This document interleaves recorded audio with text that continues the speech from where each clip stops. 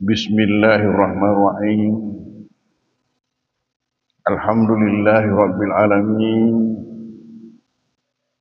Wassalatu wassalamu ala asyrafil anbiya'il mursalin Sayyidina Muhammadin wa ala alihi wa ashabihi wa atba'ihi ajma'in. Alhamdulillah bahwasanya pada malam hari mubarak ini, malam hari di mana pengajian kita ini berlangsung, pada tempatnya lah kalau kita sama-sama kembali lagi dan tak henti-hentinya memanjatkan puji syukur kehadrat Allah Subhanahu wa taala. Karena atas limpahan rahmat-Nya jualan sehingga pengajian kita ini dapat berlangsung walaupun kita harus menembus hujan yang lebat. Namun tetap kita masih bisa menembusnya. Itu membuktikan ketekatan kita. Karena kita memang memiliki tekad yang bulat selama hal itu memungkinkan buat kita. Alhamdulillah.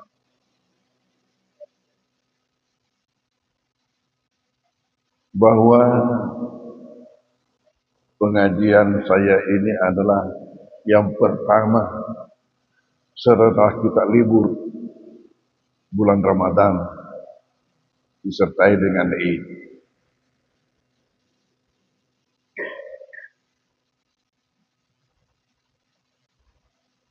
Pada bulan Ramadan kita ada mendapatkan hadis Rasulullah sallallahu alaihi wasallam yang mengatakan man shama ramadhana imanan wa ihtisaban ghufira lahu ma taqaddama min dzambi.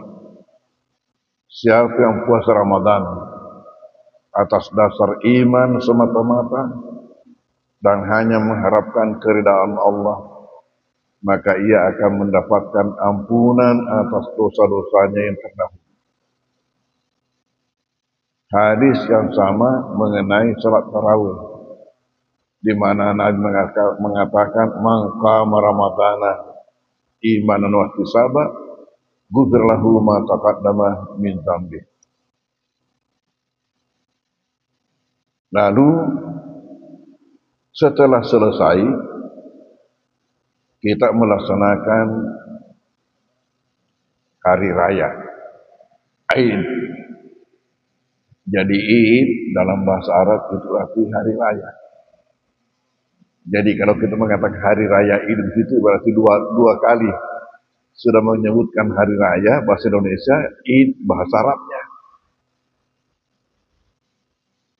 Idul Fitri ini mempunyai dua makna.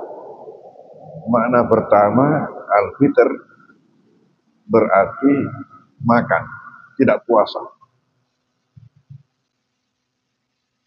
Karena itu disunatkan sebelum pergi melaksanakan salat, kita disunatkan sarapan dulu baru berangkat sebagai isyarat bahwa hari ini adalah hari di mana kita ini makan, tidak lagi puasa. Hari raya makan. Makanya masyarakat kita betul-betul buat makanan banyak-banyak.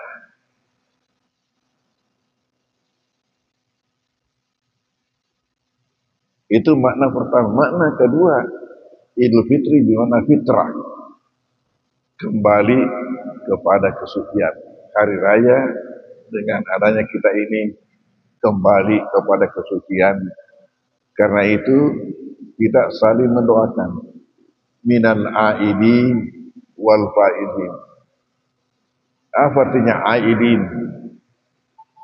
dan apa artinya faizin? Min artinya semoga kita ini termasuk. Aidin orang-orang kembali kepada fitrah.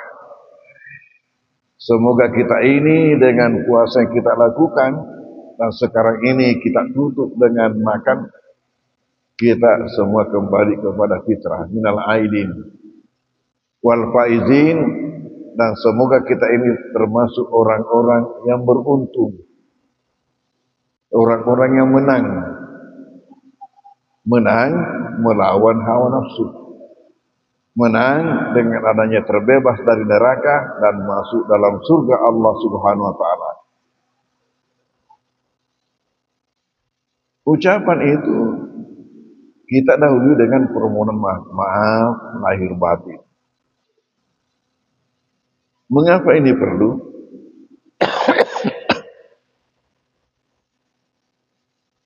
Karena kesucian kita harus dari dua aspek. Kesucian kita peroleh dengan terbebasnya kita dari dosa-dosa dalam kaitan hubungan kita dengan Allah, dan terbebasnya kita dari dosa-dosa dalam kaitan hubungan dengan sesama manusia. Allah di dalam Al-Quran Ali Imran ayat 112, kan di situ ada mengatakan duribat alaihimuz zillatu ainama tuqifu illa bihablin minallah wa hablin minan nas. Manusia ini akan ditimpa kehinaan di mana saja berada, kecuali manakala mereka pandai memelihara hubungan dengan di atas dan hubungan dengan sesama.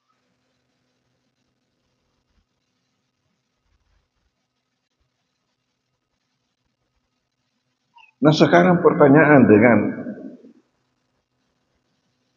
adanya hadis tadi itu mengatakan kita mendapatkan kebebasan daripada dosa. Apakah kita terbebas dari semua dosa? Ini pertanyaannya. Nah, kita lihat. Dosa kita itu ada yang terkait dengan Allah, ada yang terkait dengan sesama. Yang terkait dengan Allah ternyata yang bisa diampunkan dengan puasa, dengan salat, disyaratkan dengan adanya kita tidak melakukan dosa syirik.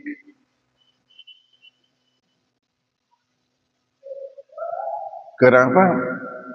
Karena salat, puasa, dan seluruh amalan tidak mampu untuk mengalahkan dosa syirik.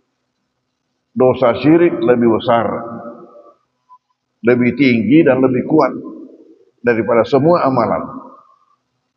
Justru kebalikannya yang terjadi. Dosa syirik ini justru meruntuhkan semua amal.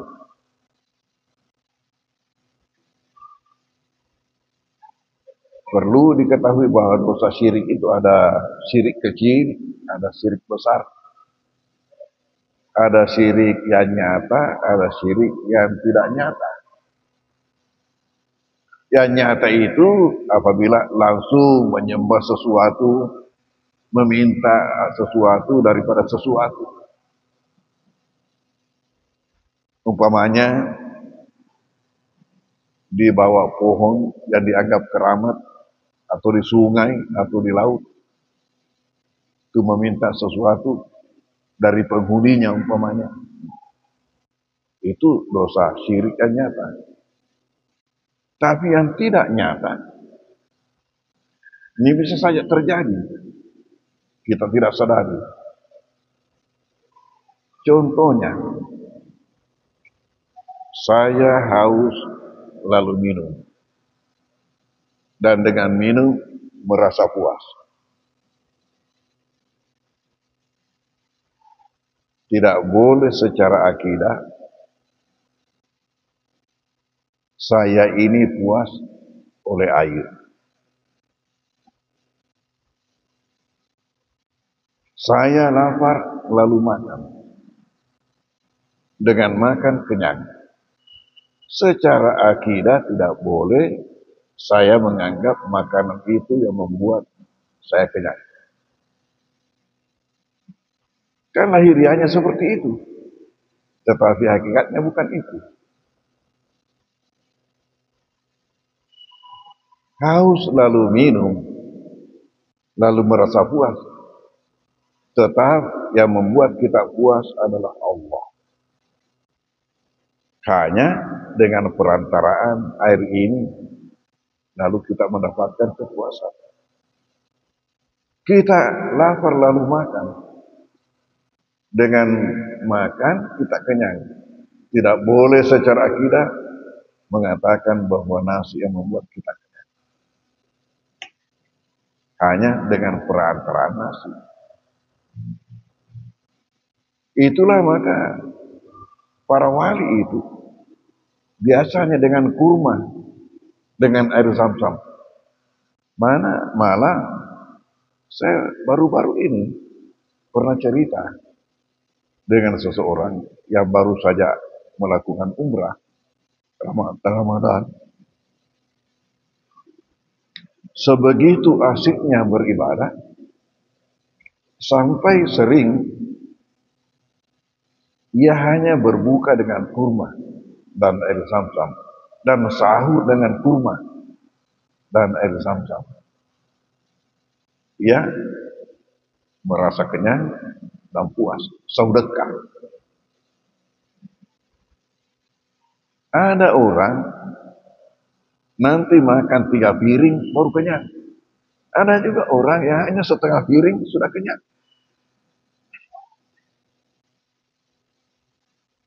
Saya waktu masih remaja pernah makan di rumahnya Andri Group Tambok Dalde. Makan bersama.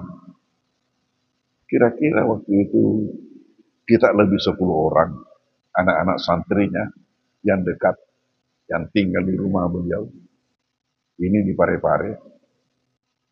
Saya ada di situ ikut.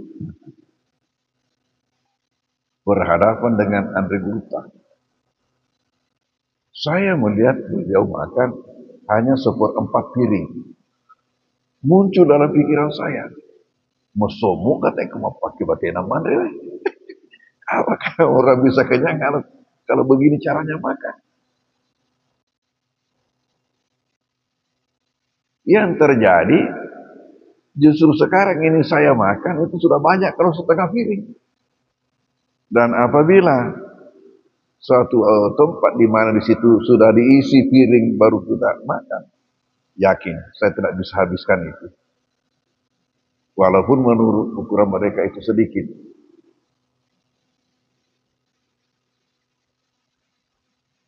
Itulah karena sebenarnya yang membuat kita kenyang adalah Allah.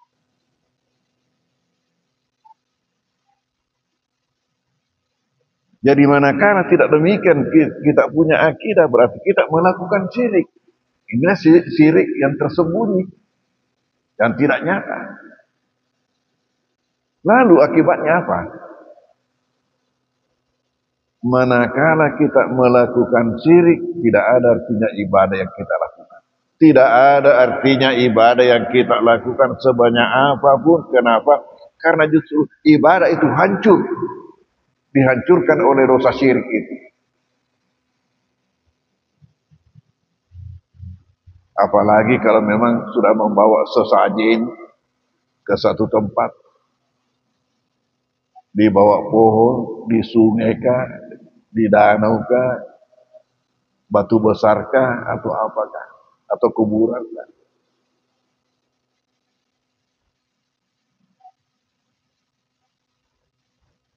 Selain daripada dosa syirik, inilah yang dapat mendapatkan ampunan dengan amal-amal. Perlu kita ketahui bahwa amalan itu berfungsi ganda. Berfungsi ganda. Banyak-banyak amalan kita itu punya 3 fungsi. Pertama, pahala. Yang kedua, ampunan. Yang ketiga, derajat. Contohnya saja seperti langkah-langkah yang kita pergunakan ke masjid. Itu begitu. Setiap satu langkah, satu pahala,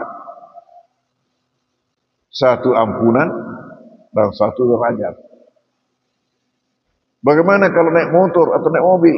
Ya Tuhanlah yang atur. Tidak usah kamu pikirkan. Lainnya kamu pikir ya, jangan pikir zaman-zaman mau Allah Ta'ala. Usus saya bawa ngalemu. Yang jelas segala sesuatu tidak akan sia-sia. Sekecil apapun tidak akan sia-sia. Yakin itu. Baik atau buruk yang kita lakukan, yakin tidak akan sia-sia. Semua itu ada yang ditugaskan untuk menghitungnya. Kecuali puasa. Puasa Allah tidak serahkan kepada malaikat untuk menghitungnya. Kenapa? Karena pahala puasa setiap orang beda-beda. Sesuai dengan tantangan yang dihadapi ketika berpuasa dan kemampuannya untuk menghadapi tantangan itu dengan kesabaran, dengan ketahanan. Makanya beda pahala orang puasa di gunung yang tidak ada orang bersama dia dengan puasa yang kita tinggal di kota.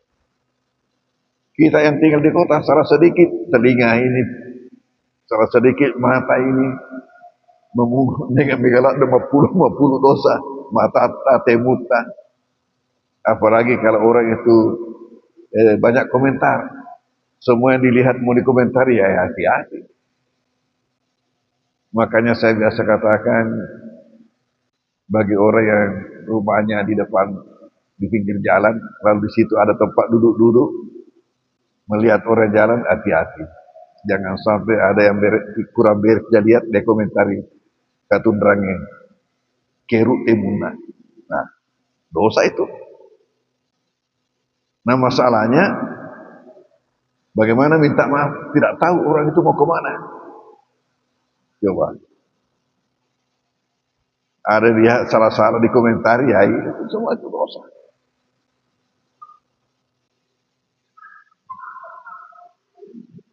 Ini dosa yang terkait dengan Allah.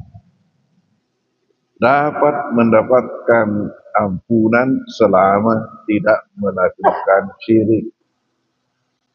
Selama tidak melakukan syirik, maka amalan-amalan kita itu berfungsi, multifungsi. Pahala, ampunan, derajat.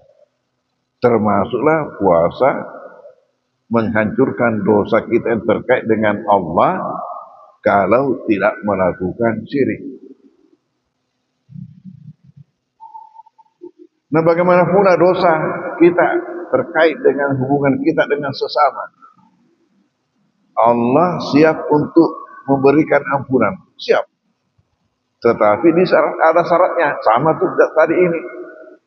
Kalau tadi dosa terkait dengan Allah syaratnya adalah tidak melakukan syirik, maka dosa terkait dengan sesama manusia syaratnya kamu harus minta pada yang bersangkutan, dan yang bersangkutan rela untuk memaafkan. Boleh mawatange, awak gengsi, apalagi kumariasi rasa ngalena na yaro menerima dosa. Kemudian kalau dosa itu dosa immaterial, dosa tidak terkait dengan harta, itu agak mudah. Agak mudah. Tetapi dosa yang terkait dengan harta, syaratnya itu kalau yang bersangkutan mengatakan nanti saya maafkan kalau kamu kembalikan, jama-jama lupa itu kare. Kita mencuri HP seseorang. Kalau dia mengatakan nanti saya maafkan kalau kamu kembalikan itu saya punya HP. Bagaimana kalau sawah? Bagaimana kalau empang? Sering ini orang bersaudara terjadi hal macam itu. Sudah bukan haknya, tapi dia upayakan untuk dia rebut. Tanpa disadari itu dosa. Lalu dalam kaitan dengan ini,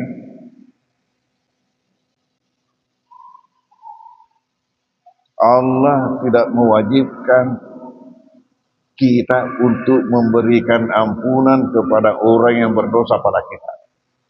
Saya ulangi, Allah tidak mewajibkan kepada kita memberikan ampunan kepada orang yang berdosa kepada kita. Tetapi Allah melarang memutuskan hubungan. Allah tidak mewajibkan kita untuk memberikan ampunan atau memaafkan orang yang berdosa kepada kita, tetapi Allah melarang kita untuk memutuskan hubungan dengannya. Artinya apa? Kapan ketemu tetap assalamualaikum, harus jalan. Mengapa Allah tidak mewajibkan kita memberikan ampunan? Itu adalah hak hamba. Allah berbuat zalim kepada hambanya apabila seseorang berdosa kepadanya, lalu Allah mewajibkan dia memberikan ampunan. Kenapa? Karena bukan Allah yang sakit, dia itu yang sakit, yang dizalimi. Kemudian yang kedua, kalau Allah mewajibkan kita untuk memberikan ampunan kepada orang yang berdosa kepada kita, maka kejahatan akan merajalela. Kejahatan pasti akan merajalela. Kenapa? Karena kok begitu mudahnya kita mendapatkan ampunan, yang penting datang melapor. Seorang mencuri HP kita, kalau Allah mewajibkan kita berikan ampunan apabila minta maaf, tolong maaf ya, saya itu yang mengambil HP kita. Mana itu? Ya, saya sudah jual. Kalau sekiranya kita ini wajib memberikan ampunan, maka besok sepeda kita yang dicuri, lusa motor kita yang dicuri.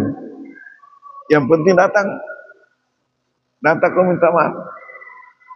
Pasti kejahatan akan merajalela, berkembang. Karena terbukanya peluang, orang semua terbuka peluangnya untuk melakukan kejahatan, karena gampang dihapuskan. Yang penting datang saja melapor.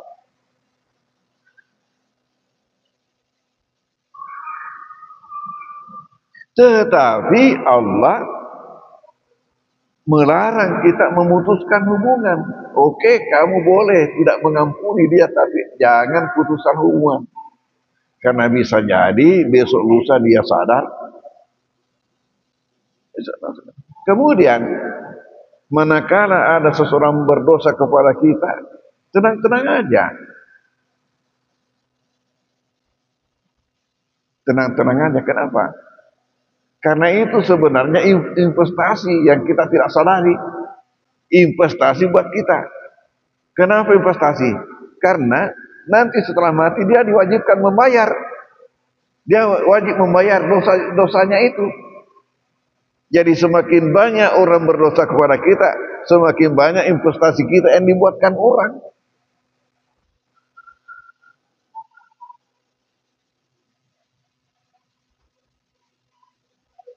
Makanya pernah saya bilang, tahun 85 saya kembali dari Kairo. Sekarang ini sudah 40 tahun. Sudah 40 tahun. Ada orang yang minjam sama saya 500.000. Bayangkan berapa nilainya waktu itu. Dolar berarti 2.500. Dolar 2.500. Pinjam 500.000. Dan yang terjadi, alhamdulillah, belum lunas sampai sekarang.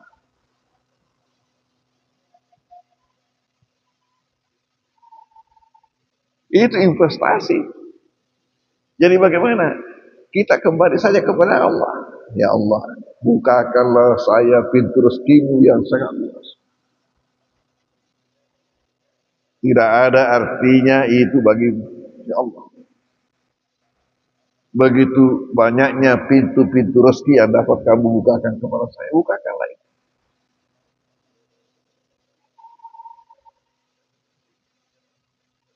Nah ini, jika tidak dimaafkan, dia harus bayar nanti dari kemudian.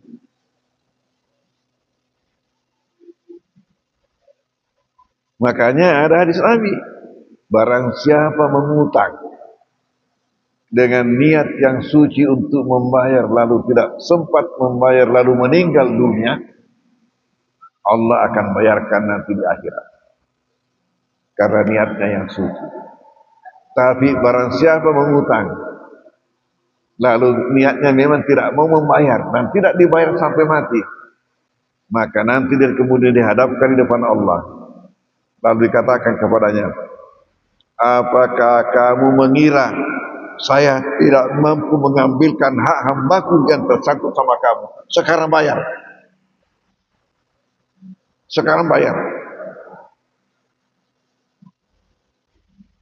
Dia harus bayar. Jadi semakin banyak orang yang berdosa kepada kita, semakin banyak investasi yang dibuatkan orang. Jadi tenang aja. Dan karena itu yang penting jangan putuskan hubungan dengan dia. Memutuskan hubungan dengan seseorang adalah lebih berat bahayanya daripada melakukan dosa. Saya ulangi, memutuskan hubungan dengan seseorang lebih berat, lebih besar bahayanya daripada memutuskan, daripada berdosa. Karena berdosa kita kepada seseorang, resikonya membayar dengan amalan yang kita miliki. Tetapi memutuskan hubungan dengan seseorang menyebabkan amalan kita tidak di-store. Nah ini bahayanya. Amalan tidak di-store. Karena amalan tidak di-store, jadi sama dengan tidak ada.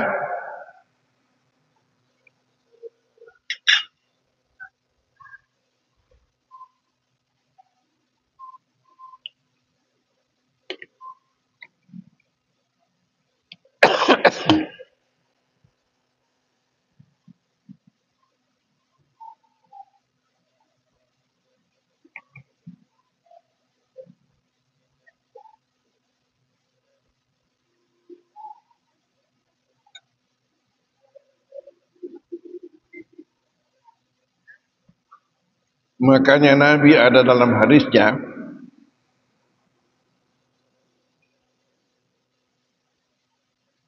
riwayat Imam Muslim, mengatakan amalan itu di-store setiap hari Senin dan hari Kamis. Berbahagialah orang yang puasa Senin Kamis. Berbahagialah orang yang puasa Senin Kamis. Amalan di-store setiap hari Senin dan Kamis. Dan Allah memberikan ampunan dengan amalan-amalan yang dilakukan hamba selama tidak melakukan syirik. Tetapi manakala ada putus hubungan di antara dua orang, Allah berkata kepada malaikatnya, utruku hadaini hatta yastariha. Tahan dulu amalan dua orang ini sampai damai. Tahan dulu amalan dua orang ini sampai damai. Dan tadi itu ia tidak damai lalu mati. Itu masalahnya. Jadi berarti tertahan terus.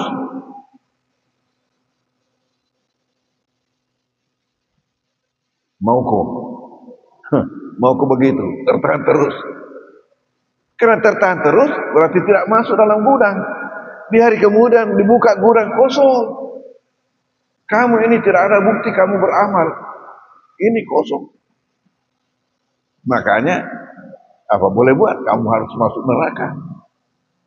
Jadi konsekuensinya kalau kita waktu tidak berhubungan, memutuskan hubungan dengan seseorang, amalan kita jadi taruhan.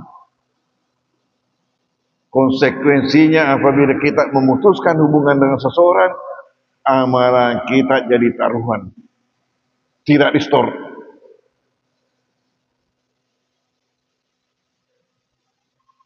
Sementara kalau kita berdosa kepada seseorang hanya dikasih suruh membayar. Kalau persiapan amalan kita banyak, dosanya kecil, tentu sedikit saja dikurangi. Tapi apabila memutuskan hubungan, masalahnya karena tidak di-store, jadi dianggap tidak ada. Sementara apabila kita cerdas untuk menjalin komunikasi yang baik dengan siapa saja, itu adalah satu pintu bagi Allah untuk memperpanjang usia kita, untuk melonggarkan rezeki kita, dan insya Allah kita akan mati dalam iman. Jadi saya ulangi, manakala seseorang cerdas untuk memperluas hubungan yang baik dengan siapa saja, maka itu menyebabkan ia mendapatkan berkah dengan dipanjangkan usianya, dengan dilonggarkan rezekinya, dan ia akan mendapatkan kematian yang baik, husnul khatimah, kematian bersama dengan iman. Inilah bahasan kita malam hari ini, mudah-mudahan Anda berkanya. Wabillahi taufiq wa hidayah. Bismillahirrahmanirrahim. Sallallahu alaihi wasallam.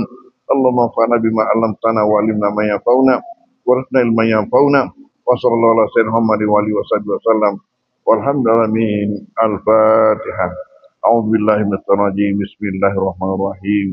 Alhamdulillahi arrahmanir rahim. Maliki yaumiddin. Iyyaka na'budu wa iyyaka nasta'in. Ihdinas siratal mustaqim. Shiratal ladzina an'amta 'alaihim ghairil maghdubi 'alaihim waladdallin. Amin. Wassalamualaikum warahmatullahi wabarakatuh.